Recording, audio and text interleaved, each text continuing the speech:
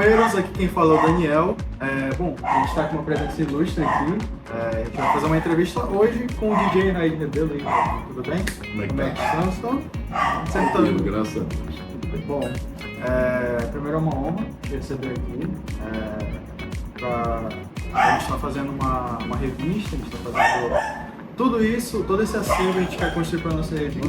Para aí, deixa eu parar, senão vai atrapalhar a tua gravação. Bom, estou gravando, bota esse cachorro aí pra... É que ele ouve a voz do rapaz, aí ele fica latindo.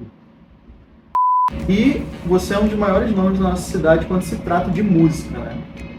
Principalmente flashback. A gente estava conversando aqui um pouco antes, né? Você disse que você não começou necessariamente no flashback, né? Mas você também constrói os seus set lists em cima do flashback, né? Então eu queria saber um pouco como é que surgiu todo esse sonho, se foi um sonho você ser DJ, ou se você estava ali mexendo e só se apaixonou. Na realidade, quando eu comecei, eu acho que a profissão nem existia com esse glamour, com essa força toda.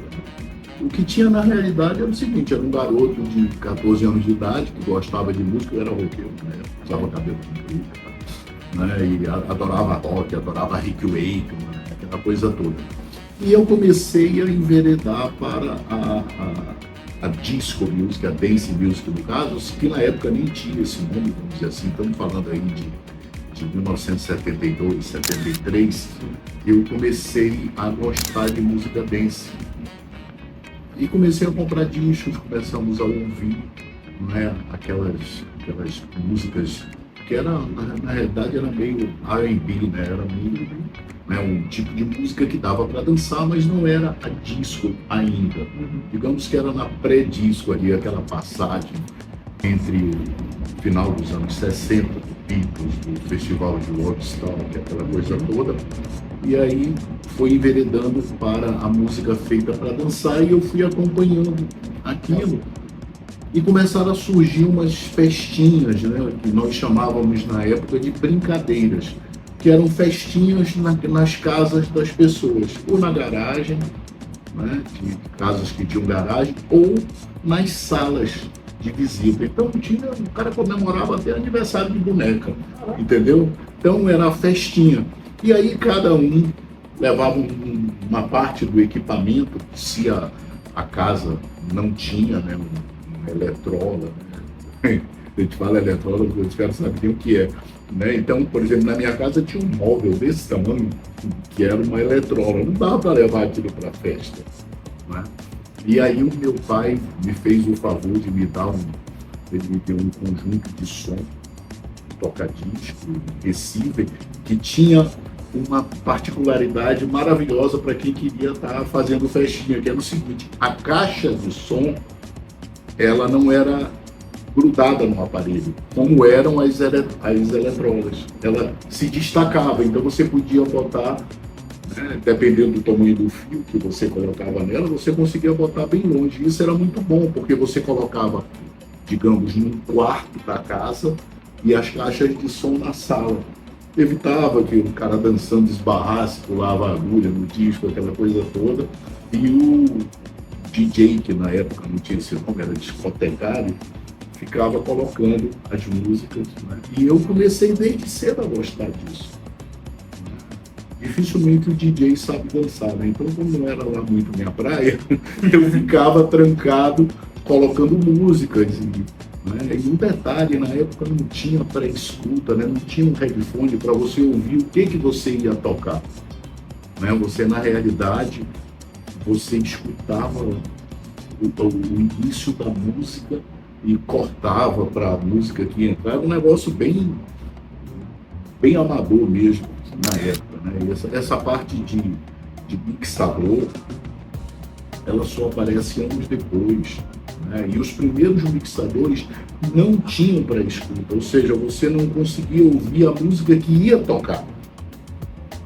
Então, continuava numa fase ruim. Depois que apareceram os mixadores com pré-escuta, e aí começou a acontecer a evolução de você querer colocar uma música no mesmo ritmo e velocidade das outras que nós ouvíamos nas fitas que a gente recebia de rádios de fora. Tinha um programa de um radialista do Rio de Janeiro chamado Big Boy, e ele, todo mundo, eu tinha primos que moravam no Rio e eles gravavam o programa para mim e mandavam para mim, isso nos anos 70. E aí a gente ouvia, e algumas músicas ele fazia uma passagem de uma música para outra, sabe, de uma maneira quase que imperceptível. E aí a gente ficava tentando imitar aquilo lá, né? Então foi assim que eu comecei, né? Nessa tentativa de imitação, nessa coisa de ir pra festinha, de tocar. Engraçado, você falou no início que foi mais uma relação amistosa, assim, né? Vocês foram ouvindo, foram curtindo, né? Você considera que quando você virou profissional isso mudou, ou você continuou achando que, pô, isso aqui eu tô fazendo profissionalmente, eu sou um DJ profissional, mas eu também curto o que eu tô fazendo, eu gosto de ir pras festas, eu gosto de curtir. Como é que você vê essa relação? Você vê como um hobby, um trabalho? Como é que é? Eu vejo como um trabalho e, claro, como um hobby. Eu sempre gostei de música. Eu me lembro de uma das frases do meu pai, né, que ele não acreditava nisso no início. Ele falava para mim: meu filho, você acha que alguém vai pagar para você colocar música? Aonde que isso? Aonde que você viu isso? Aonde você acha que alguém vai pagar para você colocar música? Por quê? Porque era uma coisa tão comum, qualquer pessoa colocava disco, entendeu? Para você ter uma ideia, essa eletrola que eu tinha na minha casa, ela era automática. Você colocava 5 discos de vinil nela, você dava o play, ela caía o disco, a agulha ia para a primeira música, tocava o disco todinho, que na época não tinha essa de estar procurando música, tocava o disco todinho, terminava o disco, ela desligava, caía o segundo disco. Isso era muito comum, quase todas faziam isso. Então, assim, para que um cara colocando música se a eletrola faz tudo sozinho? Na época, era o cúmulo da tecnologia. Né? Mas eu sempre insistia nisso, e eu já lendo coisas de jornal, eu sabia que já existia um mercado. Não em Manaus, vamos dizer assim, mas fora daqui você começava a ver algumas casas noturnas, como New York City, que começaram a lançar discos feitos pelos DJs, né? Ricardo Lamounier, os DJs que nós ouvimos falar na época. Conversei com a DJ Pai, não sei se você conhece, uma DJ que é nova, assim, no ramo. Ela tá fazendo alguns shows aí em festa, né? Ela fala que, por mais que tenha essa facilidade, assim, hoje, né, das pessoas, dos jovens, eles conseguirem ir para esse mercado e se debulhar dessa grande massa, né, de mixagem, tudo isso, ver que é um mercado desvalorizado. Tu acha que teve uma mudança da década de 80, 90 para agora, ou ainda tem esse preconceito, tem essa desvalorização para cima da profissão de DJ? Porque muita gente não considera DJ profissão, tá? Muita gente que não considera. Mas é uma profissão, sim. Meu pai não considerava, né? Mas olha, eu penso da seguinte forma: houve uma desvalorização, muito grande, muito grande. Eu tiro pelo seguinte: há muitos anos atrás, pode 20 anos atrás, você conseguia cobrar, sei lá, R$1.000, R$1.500 para fazer o som na casa de alguém. Eu vou botar o som, sabe? Hoje em dia, o que a gente mais vê é DJ tocando por R$200. Ele vai fazer o som numa casa de alguém, o cara, quanto era? Eu te pago 200 para ti.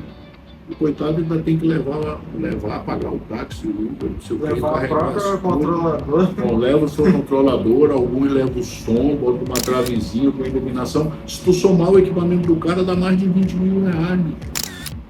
Se queimar uma lâmpada, ele tem prejuízo. Entendeu? Por que aconteceu isso? Pela facilidade dada do equipamento. Todo mundo hoje vira DJ. É só comprar o equipamento, porque o equipamento faz uma série de coisas por você. Aí acaba que a diferença entre o cara que cobra 200 e o cara que cobra 1.000 Qual é a diferença? O cara toca isso, os caras tocam também. Aquele cara tem aquela música, esse aqui tem a mesma música. Como é que diferencia? Então a evolução da tecnologia, ela vai permitir muitas coisas para o DJ, mas também vai trazer muita concorrência, que vai fazer com que o valor do DJ vá para baixo.